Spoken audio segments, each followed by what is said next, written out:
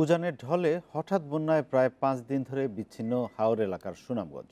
বানভাসীরা অনেকেই উঠেছেন আশ্রয়কেন্দ্রে, কেউ কেউ আবার অস্থায়ী বসত গেড়েছেন সড়কে। তবে এরই মধ্যে দেখা দিয়েছে খাবার ও বিশুদ্ধ পানির সংকট। তবে আশার কথা হলো বন্যার পানি কিছুটা কমার কথাও জানিয়েছেন পানিবন্দীরা।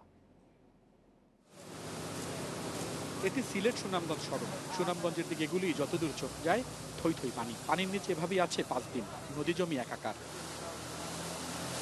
কোথাও ধসে গেছে সড়ক, কোথাও রাস্তা উপচে পড়ছে পানি। এই হাওর অঞ্চলের সঙ্গে এখন সড়ক যোগাযোগের কোনো সুযোগই নেই। ডুবেছে সড়কের আশেপাশের গ্রাম।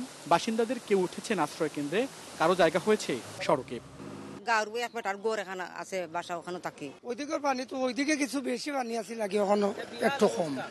এরই মধ্যে খাবার ও বিশুদ্ধ পানির সংকটে পড়েছেন সুনামগঞ্জবাসী। তবে বানবাসীরা জানাচ্ছেন বন্যার পানি কমতে শুরু করেছে। 4-5 দিন ধরে কোনো বিদ্যুৎ নাই, আমরা খুব কষ্টের মাঝে আছি। তবে পানিবন্দীরা বলছেন বাজারের দোকানপাট পানির নিচে, প্রয়োজনীয় জিনিসপত্র কেনার সুযোগও নেই।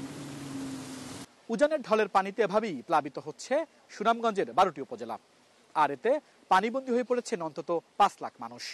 বেশ কয়েকদিন ধরে এলাকায় নেই বিদ্যুৎ, গ্যাস, এমনকি মোবাইল নেটওয়ার্কও। আর এতে আরো দুর্ভোগ চরম আকার ধারণ করেছে এই এলাকার মানুষের। আল আমিন হোসেন, ইন্ডিপেন্ডেন্ট নিউজ, সুনামগঞ্জ।